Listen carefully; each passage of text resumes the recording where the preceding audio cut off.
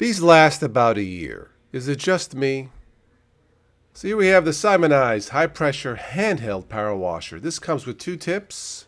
It comes with a wide power spray and a narrow stream spray.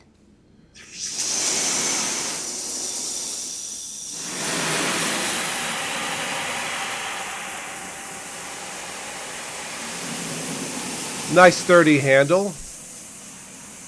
The wide spray seems to work fairly well. I have a very dirty garage.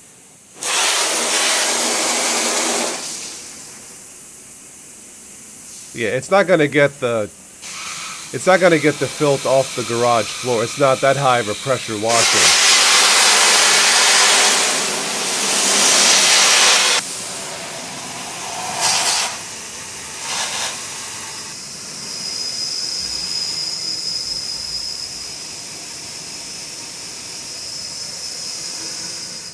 I think it's better than this, and if it'll last more than a year, I think it'll be worth it. What do you think?